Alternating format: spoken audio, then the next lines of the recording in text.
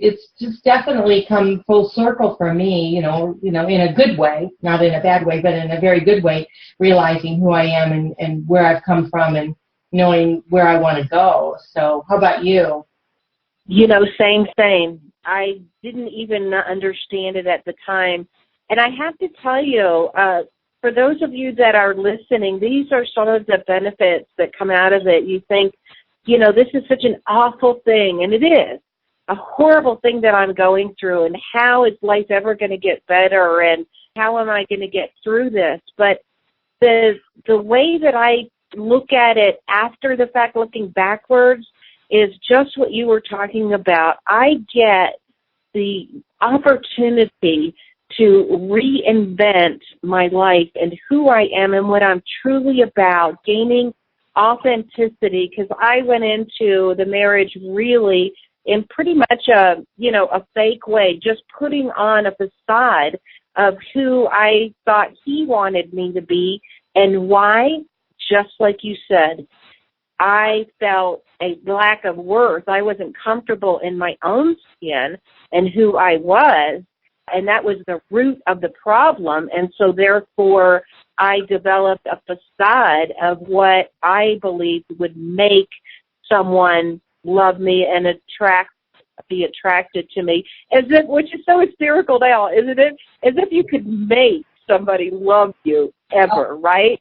Oh, yeah. I remember thinking, well, if I could just do this better, if I could just do that better, if I could just be who he wanted me to be, he would love me. He would think that I'm okay. But every time I try to do more and more, he just kept finding fault in me. Well, why couldn't you be faster on this? Why couldn't you do this more? Why couldn't you do that? How come you can't look like this person or be like this person?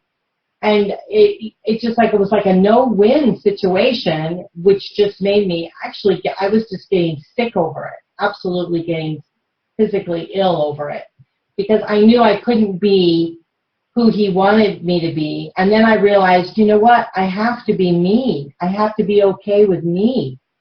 And that kind of took a turn for my life to make my life change. The other turning point for me was my daughter said to me, after I had going through the divorce, she said to me, I was going to be going over and seeing her and everything, and every weekend I would say, okay, what are we going to do this weekend? Well, what are we going to do? Finally, she turned to me and she said, Mom, you got to get a life. And I realized again, I was coming from divorce, being, married a long time. I didn't have a life. I didn't have one. My life was to him. Everything, my whole existence was all about him, just like you had mentioned before. And then I realized, my gosh, I don't have a life. What am I going to do with the rest of my life? I was just like, I was so overwhelmed with that. What am I going to do? And who am I? And I don't even know what I like anymore, because I was so busy. I started doing everything she liked to do. I was just transforming myself into my children. And so I thought, whoa, wait a minute. I'm going to be one old lonely broad if I don't do something different. So that was a reality for me. How about for you? I just loved what you said, because I think that's something that we probably all, or at least most of us, have in common, and that is we, in the beginning, middle, or end of divorce, we think, what is my life going to be? And thus, that's where the curse becomes a blessing. You get to reinvent your entire world from the foundation up.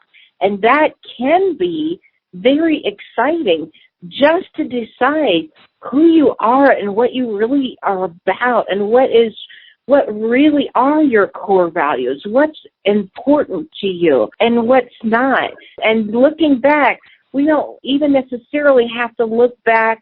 Sure, there's going to be regret, but it doesn't have to be a negative thing in terms of, sure, we all kind of created something that we really weren't.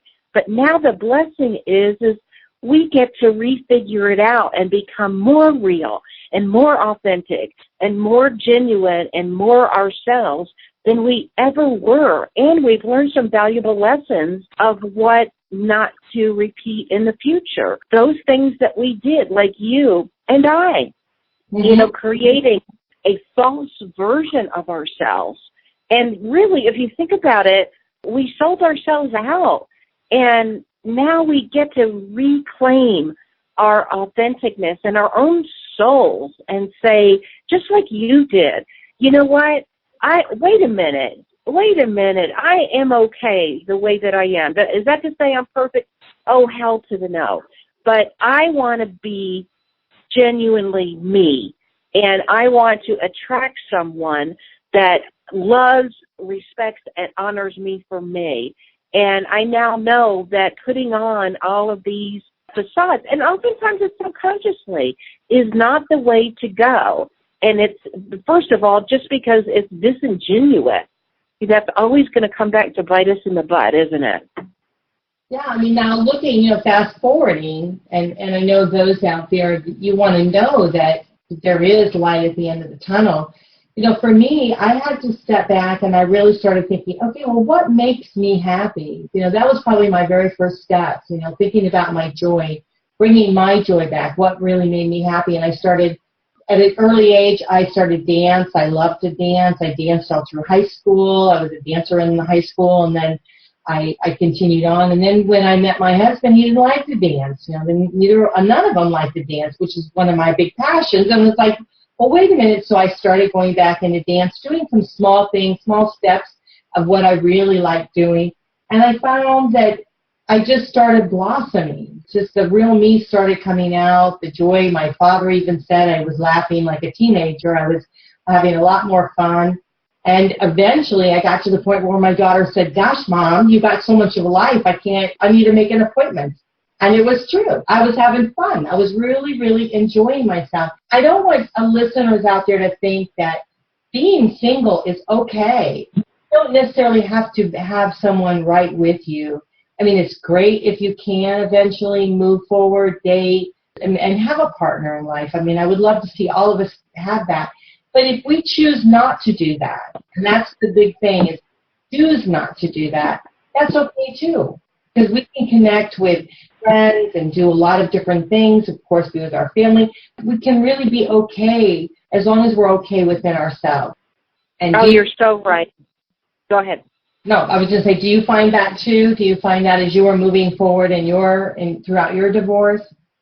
Oh, it's such in a big way, Cece. I really, just like I coach my clients, I had the privilege of literally reinventing my whole life and then building a career that I have extreme passion at, none like I had in the past, working for anybody else, doing anything else. And that curse became my blessing, because I sat there just like some of you folks out there right now. What the hell am I going to do with my life?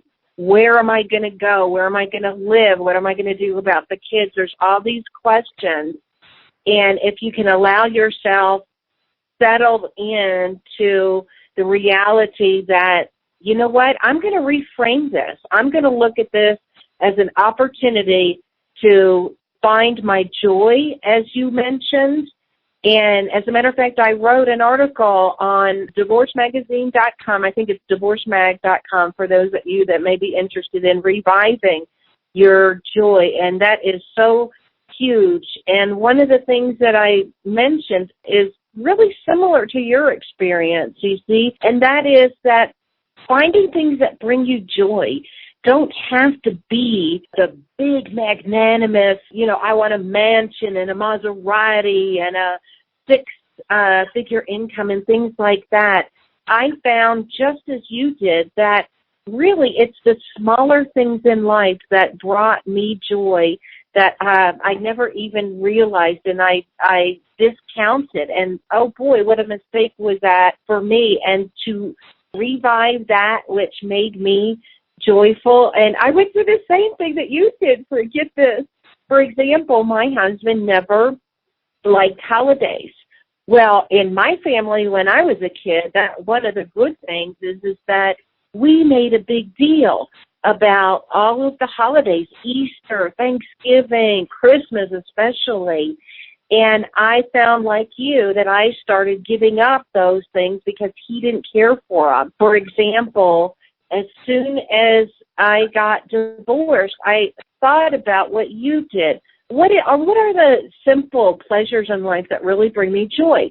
And one of the things is, you know what, and this is bad on me, I sacrificed and started doing less and less and less for the holidays. And one commitment I made to myself that just tickled me pink is that next Christmas, I tell you what, girl, I brought out every Christmas decoration. My house looked like a cheap version, of course, of Nordstrom's department store, because I brought out everything. And I tell you what, that may not be for everybody. This is just an example. But I tell you what, I just giggled looking at the Christmas tree at night, all lit up, and the beauty of it, and even the silly Santa Clauses that is on a bed, and you push the button, and he snores, and his stomach goes up and everything. And I loved it. My joy returned. And more I took back that which empowered me and brought me joy. And here's the thing, folks. It doesn't matter what it is. It matters that it matters to you.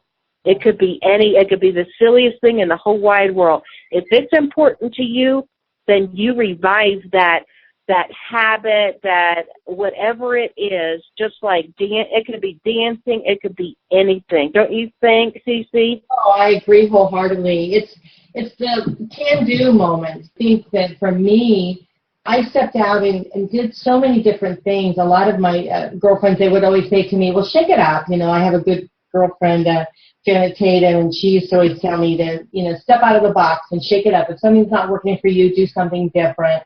And just step out and do something out of the norm. And which brings me here to the radio show. I started in my own show, and totally something I would never imagine in a million years thought I could possibly do, let alone now we have our own station going solo network. I just sit back and I'm awed at what I have achieved and really my vision of where I want to go. So it shocks me now to think that there's no lid, there's no ceiling to what I can achieve, when before, in my marriage for so many years, there was just constantly, basically a lid on my pot, So, yeah, it is amazing. Once you can catch your breath, and I think really connect with someone that's positive in your life, like, connect with a coach or someone such as yourself. I think it really does help people to be able to move forward, connect with like-minded, understanding. See, for you, been there, done that approach, you know what people are going through. You can relate to them. That's what makes you such an excellent coach. I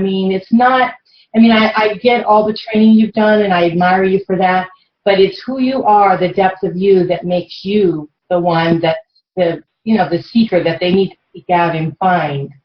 Wouldn't you agree? I would. And you know what? That is why we are here. And I agree with you that for those folks that are listening in that are going through this, seek out whatever nourishes your soul. A trusted friend, a coach, a pastor. Listen to this radio program, a book.